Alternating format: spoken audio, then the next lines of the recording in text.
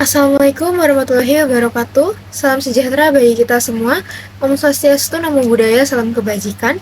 Yang terhormat Ibu Insyira Putika Dea SEMA, selaku dosen pengampu mata kuliah Sistem Informasi Manajemen kelas akuntansi 2023G. Di sini kami dari kelompok 6 yang beranggotakan Cindy Anastasia Putri Ramadhani dengan 3 NIM akhir 141, Dina Fiasya Fitri dengan 3 NIM akhir 143, Isnala Cahyani dengan 3 NIM akhir 188, Widya Kusuma Putri dengan 3 NIM akhir 192, dan Nadine Mutiara Hartono dengan 3 NIM akhir 206. Kali ini kami akan membahas terkait soal kuis Sistem Informasi Manajemen.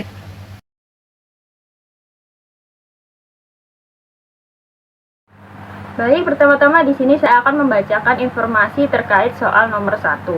Nusantara Snack Food atau NSF adalah produsen makanan ringan ikonik asal Indonesia yang berdiri sejak tahun 1988. Berawal dari satu pabrik keripik singkong di Sukabumi, saat ini NSF juga memiliki distribution center atau DC yang tersebar ke 10 titik strategis dari Indonesia Barat hingga Indonesia Timur. NSF menjalankan model penjualan hybrid dengan penjualan langsung, distributor pihak ketiga, serta penjualan digital B2B dan B2C melalui marketplace. Namun, terdapat beberapa permasalahan yang terjadi pada NSF, antara lain yang pertama, telah menggunakan software akuntansi, hanya saja divisi penjualan hanya menggunakan spreadsheet, sedangkan gudang melakukan pencatatan manual menggunakan kartu soft. Dan yang kedua, promosi dan diskon yang tidak teratur profitabilitasnya. Yang ketiga, inefisiensi produksi sebagai dampak dari perencanaan permintaan yang buruk. Yang keempat, biaya logistik yang mahal sehingga dapat menyebabkan terjadinya customer current rate. Dan yang kelima, permintaan distributor yang sering fluktuatif yang akan berdampak pada pembengkakan safety stock. Selanjutnya, pertanyaan 1A. Apakah dibutuhkan implementasi ERP sistem pada NSF? Mengapa? Dan menurut pendapat kami, jawabannya adalah ya, NSF membutuhkan implementasi sistem ERP. ERP atau Enterprise Resource Planning adalah sistem yang mengintegrasikan berbagai proses bisnis ke dalam satu sistem terpadu. Berdasarkan kondisi NSF, terdapat banyak aktivitas penting seperti produksi, distribusi, penjualan, dan pergudangan yang tidak terintegrasi, bahkan masih dilakukan secara manual. Hal ini menyebabkan kurangnya visibilitas data secara real time dan potensi kesalahan input data. Dengan ERP, semua divisi dapat bekerja menggunakan sistem yang sama, sehingga mempercepat alur informasi dan mendukung pengambilan keputusan yang lebih baik. ERP juga membantu mengotomatisasi proses, mengurangi redundansi data, serta meningkatkan efisiensi dan akurasi. Selanjutnya, pertanyaan 1B. Apakah penggunaan ERP sistem dapat mengatasi permasalahan di atas? Analisa hal tersebut. Dan menurut pendapat kami, jawabannya adalah ya, ERP dapat mengatasi banyak permasalahan NSF secara signifikan. Seperti yang pertama, pencatatan manual dan tidak sinkron antar divisi. ERP itu menyatukan data penjualan, persediaan, dan keuangan dalam satu sistem, mengurangi ketergantungan pada spreadsheet dan kartu sok manual. Ini memastikan data yang konsisten dan real-time antar divisi. Yang kedua yaitu promosi dan diskon tidak teratur. Modul marketing dalam ERP dapat digunakan untuk mencatat, memantau, dan mengevaluasi hasil dari setiap promosi, serta menghitung profitabilitas secara otomatis. Yang ketiga, inefisiensi produksi karena perencanaan permintaan yang buruk. Modul produksi dan demand forecasting dalam ERP mampu memprediksi permintaan berdasarkan data historis dan tren, sehingga membantu menyusun jadwal produksi yang lebih akurat. Yang keempat, biaya logistik tinggi dan customer current rate. ERP dapat mendukung rate pengiriman yang optimal, memantau biaya transportasi, dan memberikan wawasan untuk efisiensi logistik. Dan yang kelima, fluktuasi permintaan distributor. Dengan integrasi modul Supply Chain Management atau SCM, ERP membantu dalam manajemen stok yang adaptif dan efisien terhadap permintaan dinamis, sehingga menghindari kelebihan atau kekurangan stok. Baik, di sini saya akan membahas untuk soal 1C. Soalnya itu adalah apa saja tantangan yang akan dihadapi perusahaan jika mengimplementasikan ERP sistem dan bagaimana cara mengatasinya. Jadi menurut kelompok kami, tantangan yang mungkin akan dihadapi itu ialah yang pertama ada biaya implementasi yang tinggi. Jadi ERP ini kan adalah investasi besar baik dari sisi software, hardware, maupun pelatihan. Nah, solusinya itu bisa melakukan perencanaan anggaran yang matang mulai dengan modul prioritas terlebih dahulu atau pertimbangan ERP berbasis cloud yang biayanya lebih ringan. Yang kedua ada resistensi karyawan. Jadi perubahan sistem kerja ini itu kan dapat menimbulkan penolakan dari karyawan. Nah, solusi yang mungkin bisa diambil adalah dengan melibatkan karyawan sejak awal dalam proses, berikan pelatihan intensif, dan menyediakan support sistem yang baik. Nah, yang ketiga ini ada kustomisasi yang rumit. Nah, kan setiap perusahaan itu memiliki proses unik yang mungkin tidak sepenuhnya bisa ditangani oleh ERP standar. Nah, mungkin solusi yang bisa diambil itu dengan memilih vendor ERP yang fleksibel dan terbuka untuk modifikasi, serta melibatkan konsultan ERP profesional. Dan yang terakhir, yang keempat, yaitu data migration yang sulit. Nah, migrasi dari sistem lama, dari manual ke spreadsheet, ke ERP itu jelas membutuhkan ketelitian. Nah, mungkin solusi yang bisa diambil itu dengan melakukan audit data terlebih dahulu, membersihkan data yang tidak relevan, dan melakukan migrasi secara bertahap. Baik, selanjutnya untuk pertanyaan 1D dengan soal bagaimana alur integrasi antara SCM dan CRM dengan ERP sistem yang diimplementasikan itu dapat meningkatkan efisiensi dan efektivitas proses bisnis.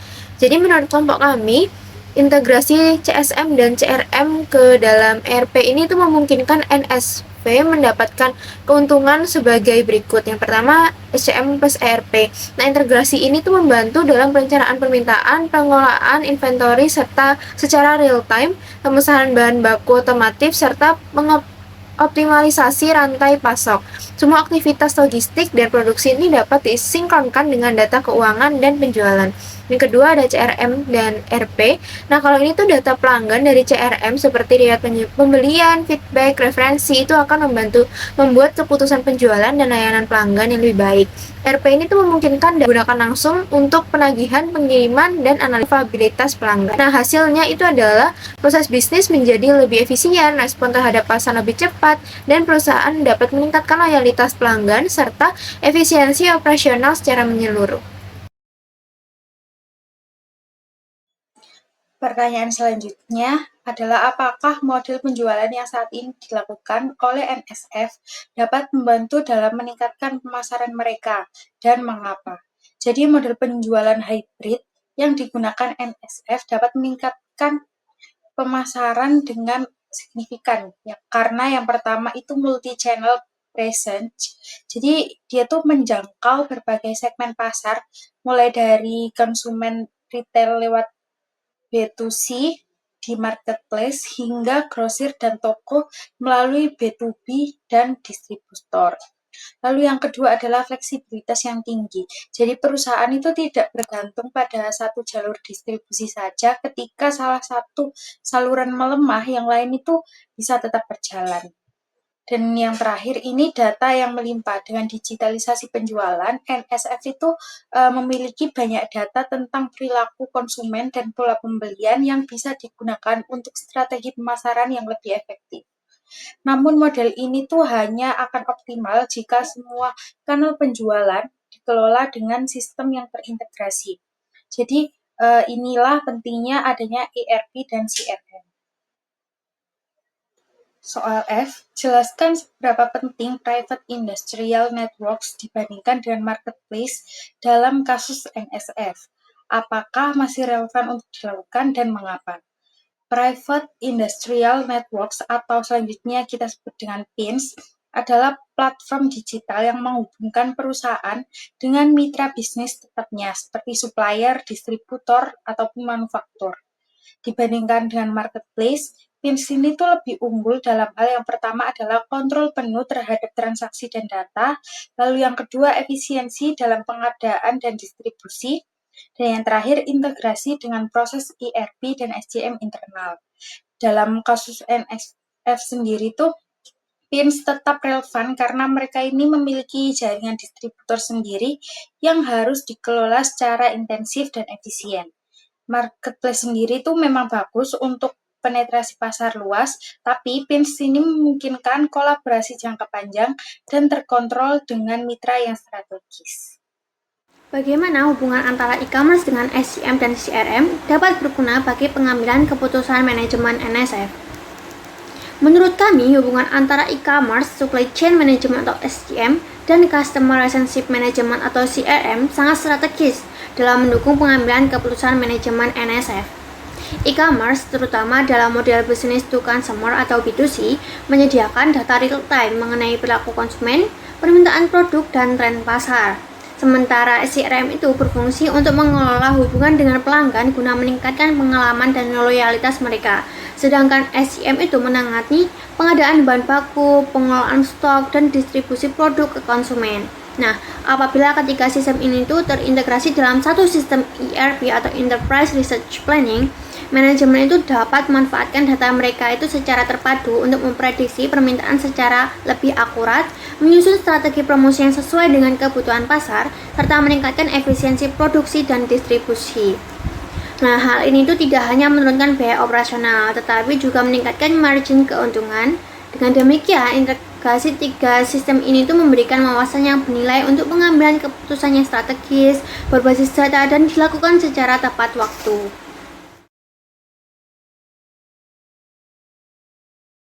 Oke, selanjutnya kita akan menuju soal nomor 2, yaitu tonton tayangan berikutnya. Di situ ada link YouTube yang menjelaskan tentang Walmart.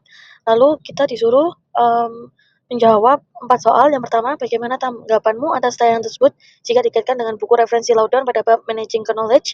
Lalu yang kedua, menurut Anda implementasi AI tersebut apa sudah tepat digunakan oleh Walmart dan mengapa? Lalu yang ketiga, analisa dan jelaskan penggunaan AI tersebut, apakah akan berhubungan dengan efisiensi proses bisnis dan bagaimana hubungannya dengan konsep SCM dan CRM?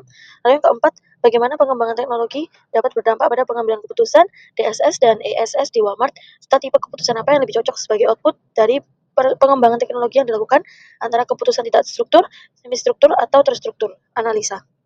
Tanggapan terhadap tayangan mengenai transformasi teknologi Walmart dengan implementasi AI jika dikaitkan dengan buku referensi Loudon bab Managing Knowledge. Menurut kami, tayangan mengenai transformasi teknologi yang dilakukan oleh Walmart itu sangat relevan jika dikaitkan dengan pembahasan dalam buku Management Information System karya Loudon, khususnya itu pada bab Managing Knowledge. Dalam bab tersebut dijelaskan bahwa pengetahuan merupakan aset strategis yang harus dikelola, disimpan, dan disebarkan secara efektif dalam organisasi. Transformasi Walmart itu menunjukkan penerapan nyata dari konsep ini, di mana perusahaan tidak hanya berfokus sebagai entitas retail, tetapi juga berkembang menjadi perusahaan berbasis teknologi dan data.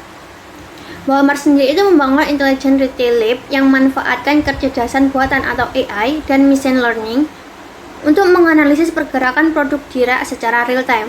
Mereka juga menggunakan kamera dan sensor pintar di toko fisik untuk mendeteksi habisnya stok dan memicu proses restocking secara otomatis. Seluruh data yang dikumpulkan, mulai transaksi pelanggan, perilaku belanja, suhu ruangan, hingga posisi karyawan itu dianalisis dan disimpan dalam sistem cloud. Hal ini selaras dengan teori knowledge management system dalam buku Loudon, di mana pengetahuan itu eksplisit seperti data logistik dan transaksi serta pengetahuan seperti pula perilaku pelanggan dimanfaatkan sebagai dasar pengambilan keputusan. Transformasi ini menandai pergeseran menuju era manajemen retail berbasis data, di mana keputusan tidak lagi didasarkan pada intuisi semata, melainkan pada wawasan yang diperoleh melalui analisis data yang mendalam. Selanjutnya pertanyaan 2B. Menurut Anda, apakah implementasi AI oleh Walmart sudah tepat dan mengapa? Dan menurut pendapat kami, jawabannya adalah ya, implementasi AI oleh Walmart sangat tepat dan relevan dengan kebutuhan operasional mereka yang sangat kompleks. Walmart memiliki lebih dari 10.500 toko di seluruh dunia dan mengelola rantai pasok serta stok barang untuk jutaan produk tidak mungkin dilakukan secara manual atau tradisional. Beberapa alasan implementasi AI Walmart tergolong tepat. Yang pertama, skala operasi yang besar. Dalam skala sebesar Walmart, ketepatan waktu dalam replenishment atau pengisian ulang stok dan efisiensi dalam logistik adalah segalanya. AI membantu menganalisis data penjualan dari ribuan toko dan memberikan saran otomatis kapan harus mengisi kembali suatu produk. Yang kedua, transformasi toko fisik menjadi smart store. Dengan sistem kamera dan algoritma AI, Walmart dapat mendeteksi apabila produk direct habis tanpa perlu menunggu laporan dari staf toko. Ini mengurangi lost sales akibat rak kosong atau out of stock. Dan yang ketiga, efisiensi tenaga kerja. AI digunakan untuk mengefisienkan manajemen staf, misalnya menentukan waktu terbaik untuk menempatkan tenaga kerja berdasarkan data kepadatan pelanggan di toko. Yang keempat, personalisasi pengalaman pelanggan. Data pembelian pelanggan digunakan untuk merekomendasikan produk dan promosi yang relevan, mirip dengan sistem yang digunakan Amazon, namun dengan skala toko fisik. Dan yang kelima, dampak lingkungan dan keberlanjutan. Dengan AI, Walmart dapat mengurangi limbah makanan dengan memantau kesegaran produk secara otomatis dan memaksimalkan penggunaan energi. Baik, selanjutnya kita akan membahas mengenai pengaruh perkembangan AI terhadap efisiensi proses bisnis dalam konteks supply chain management dan juga customer relationship management. Jadi, kita pertama akan membahas mengenai supply chain dahulu ya. Jadi kalau di bagian supply chain management, AI itu sangat membantu ya dalam meningkatkan efisiensi operasional. Misalnya nih ya, untuk demand forecasting ya, AI ini bisa langsung menganalisis data seperti histori penjualan, musim, sampai cuaca untuk memprediksi barang apa aja sih yang akan dibutuhkan di setiap wilayah. Nah, lalu yang kedua, AI itu juga bantu optimasi stok secara real time. Jadi sistem itu tahu kapan harus kirim barang, kapan harus ambil barang, dan kirimnya kemana itu dan ambilnya di mana itu supaya nggak ada kelebihan atau kekurangan stok. Lalu yang ketiga yaitu selain proses-proses itu ada proses komunikasi antara gudang dan toko. Jadi proses komunikasi gudang dan toko ini jadi lebih cepat dan mengurangi lead time waktu alias waktu tunggu dalam proses pengadaan. Lalu yang terakhir, AI itu juga bantu dalam efisiensi logistik seperti mengatur rute pengiriman yang paling cepat dan murah. Jadi semuanya itu bisa lebih hemat dan juga lebih cepat. Nah, selanjutnya kita akan membahas ke bagian CRM atau Customer Relationship Management. Nah, di sini pengembangan AI itu juga punya peran yang sangat besar, terutama dalam memahami dan mendekati pelanggan secara lebih personal. Yang pertama itu gini, AI itu membantu dalam personalisasi pengalaman pelanggan. Jadi setiap pelanggan yang belanja, histori mereka itu akan dianalisis untuk memberikan rekomendasi produk yang sesuai dengan preferensi mereka.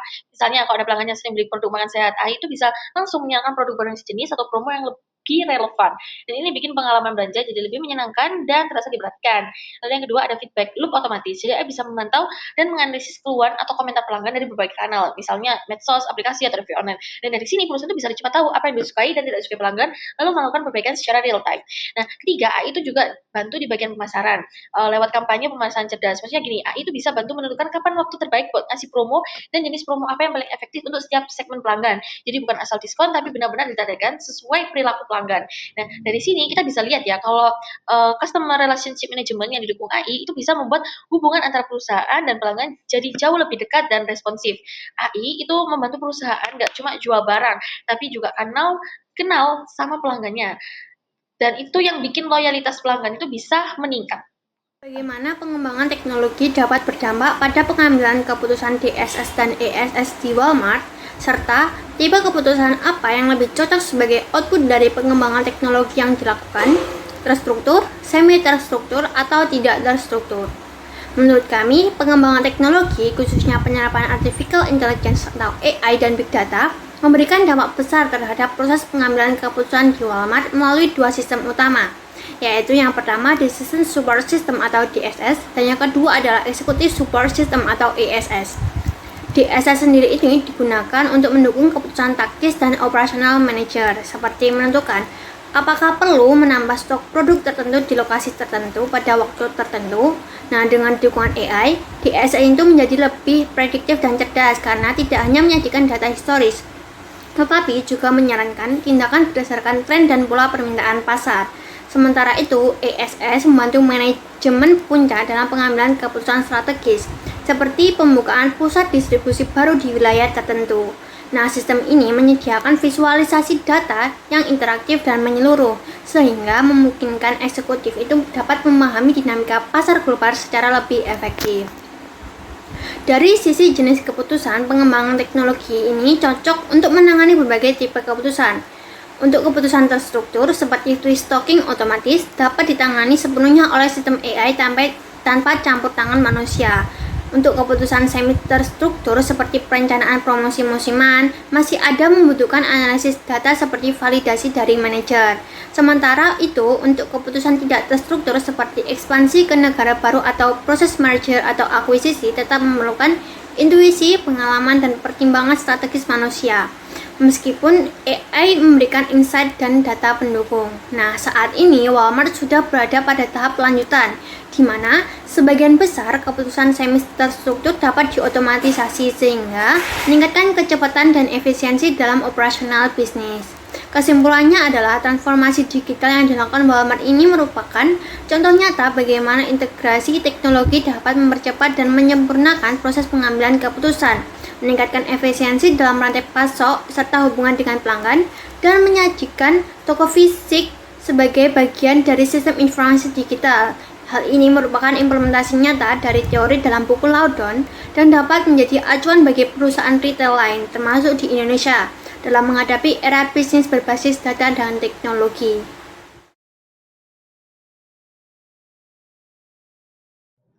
Baik, untuk soal yang ketiga, kita akan membaca dari berita Kompas, yaitu tidak lagi bisa diakses di Amerika Serikat, TikTok ternyata juga tidak ada di Cina. Nah, kita diperintahkan untuk menjawab 3 soal. Yang pertama, mengapa TikTok tidak dapat diakses di Cina padahal developernya dari negara tersebut?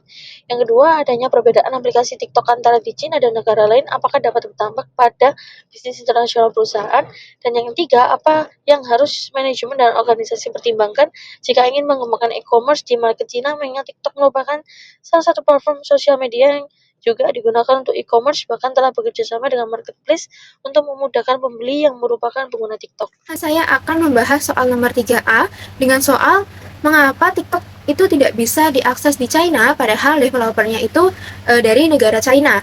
Jadi, kalau menurut kelompok kami, alasan mengapa TikTok itu tidak dapat diakses di China meskipun developernya itu berasal dari China dan perusahaannya itu berasal dari negara China karena adanya regulasi ketat dari pemerintah China terkait pengendalian informasi digital dan perlindungan data. Nah, ByteDance selaku pengembang TikTok itu membuat versi terpisah bernama Douyin itu khusus untuk pasar domestik China yang sepenuhnya. Nah, Douyin ini itu memenuhi regulasi sensor dan kebijakan lokal yang berlaku. Nah, hal ini itu mencerminkan bagaimana pemerintah China itu ingin memastikan bahwa seluruh konten yang beredar di China itu tetap berada di bawah pengawasan mereka dan tidak membuka celah bagi pengaruh asing. Dengan kata lain, walaupun berasal dari pengembang yang sama, TikTok dan Douyin ini beroperasi secara terpisah dengan sistem.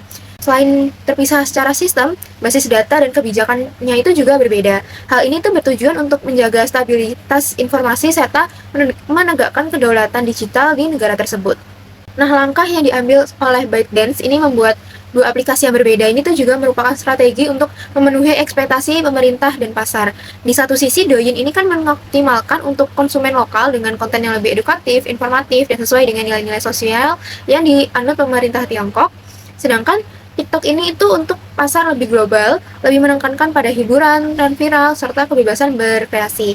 Nah, pemisahan ini itu memungkinkan ByteDance ini tuh tetap relevan dan dominan di dua pasar besar yang sangat berbeda secara budaya dan politik tanpa harus mengorbankan posisi atau menghadapi tekanan dari salah satu pihak. Dengan demikian, keberadaan Douyin yang eksklusif untuk pasar China bukan sekedar bentuk sensor, tetapi juga strategi geopolitik dan bisnis yang cerdas. Nah, selain itu, pengelompokan data pengguna yang berbeda antara TikTok dan Douyin ini menjadi langkah penting dalam pengelolaan keamanan cyber security dan privacy. Pemerintah China ini tuh mengharuskan seluruh data pengguna domestik ini disimpan di dalam negeri dan tidak boleh diakses oleh entitas asing. Maka pemisahan ini juga berfungsi untuk menjaga ByteDance dari kemungkinan konflik hukum atau tuduhan pelanggaran data oleh negara-negara lain. Jadi, meskipun terkesan kontradiktif bahwa aplikasi buatan China tidak bisa diakses di China sendiri, kondisi ini tuh justru mencerminkan kompleksitas dan ketatnya regulasi teknologi di negara tersebut. Perusahaan teknologi ini tuh ingin tetap eksis di pasar global maupun di domestik. Nah, memang harus lincah menavigasi peraturan yang berbeda dari satu wilayah ke wilayah yang lain. Yang kedua, apa sih dampak perbedaan versi TikTok dan Douyin terhadap bisnis internasional ByteDance? Jadi kalau adanya perbedaan aplikasi antara TikTok versi internasional dan Douyin versi Cina tentu berdampak ya pada strategi bisnis internasional ByteDance. Meskipun keduanya itu berasal dari satu perusahaan induk, perbedaan figur, algoritma, hingga konten yang diperbolehkan itu membuat pengalaman pengguna itu berbeda. Jadi dalam konteks global, hal ini itu dapat menimbulkan persepsi bahwa ByteDance itu menjalankan dua standar berbeda tergantung wilayah operasinya, sehingga bisa memunculkan pertanyaan mengenai transparansi, keamanan data, dan kesetaraan akses terhadap teknologi. Nah, dari sisi keuntungan, pemisahan ini tuh sebenarnya bisa menjadi strategi yang efektif ya untuk menyesuaikan diri dengan regulasi dan budaya lokal. Namun konsekuensinya adalah biaya operasional yang lebih tinggi karena harus memelihara dua sistem yang berbeda, serta keterbatasan integrasi lintas pasar. Jadi misalnya nih ya, keberhasilan fitur e-commerce live stream di Douyin belum tentu bisa serta-merta diadopsi di TikTok karena perbedaan karakteristik pengguna dan regulasi tiap negara. Jadi hal ini tuh bisa menghambat efisiensi dan potensi pertumbuhan pendapatan secara global. Nah, untuk menjaga konsistensi merek dan memperkuat kepercayaan di pasar internasional, ByteDance itu perlu menyeimbangkan kebutuhan adaptasi lokal dengan strategi globalnya. Jadi mereka itu harus menjelaskan secara terbuka alasan dibalik perbedaan layanan ini, serta menjamin bahwa data pengguna itu tetap aman dan tidak disalahgunakan. Kolaborasi dengan regulator di berbagai negara itu juga menjadi kunci agar perusahaan tetap relevan dan dipercaya, apalagi di tengah meningkatnya kekhawatiran tentang keamanan data digital. Jadi selain itu, perbedaan antara TikTok dan Douyin itu juga mencerminkan perbedaan filosofi antara pasar Tiongkok dan internasional dalam mengkonsumsi konten digital. Di Tiongkok, Douyin itu lebih menekankan pada edukasi, promosi nilai-nilai positif, serta pengawasan ketat terhadap durasi dan jenis konten yang bisa diakses, terutama oleh pengguna muda. Sementara itu, TikTok itu lebih bersifat global dan terbuka, dengan pendekatan yang lebih longgar terhadap jenis konten dan algoritma yang lebih agresif dalam mempertahankan atensi pengguna. Nah, perbedaan ini itu menciptakan citra bahwa ByteDance itu memberikan pengalaman digital yang lebih sehat di negaranya sendiri dibandingkan dengan di luar negeri, yang bisa memunculkan sentimen negatif di pasar internasional. Dampak jangka panjang dari dualitas ini itu juga bisa dirasakan dalam hal ekspansi teknologi dan inovasi. Karena platform yang terpisah, inovasi yang dikembangkan di Douyin itu belum tentu bisa langsung diterapkan atau diuji coba di TikTok. Jadi hal ini tuh memperlambat laju adopsi teknologi baru secara global dan menciptakan ketimpangan inovasi antar wilayah. Bahkan dalam konteks geopolitik ya, perbedaan ini tuh bisa menjadi celah yang dimanfaatkan oleh negara-negara barat untuk menekan ByteDance dengan alasan bahwa perusahaan tersebut tidak bersikap adil atau transparan dalam memberikan akses teknologi kepada pasar global. Dengan demikian, ByteDance dihadapkan pada dilema antara menyelesaikan layanan secara lokal atau mengintegrasikan pendekatannya secara global.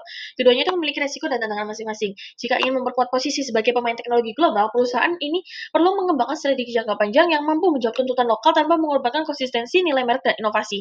Keterbukaan komunikasi, komitmen terhadap keamanan data, dan keterlibatan aktif dalam dialog regulasi menjadi fondasi penting dalam mempertahankan keberlanjutan bisnis internasional ByteDance di tengah dunia digital yang makin kompleks dan penuh tantangan. Soal yang terakhir, apa yang harus manajemen dan organisasi pertimbangkan jika ingin mengembangkan e-commerce di market China?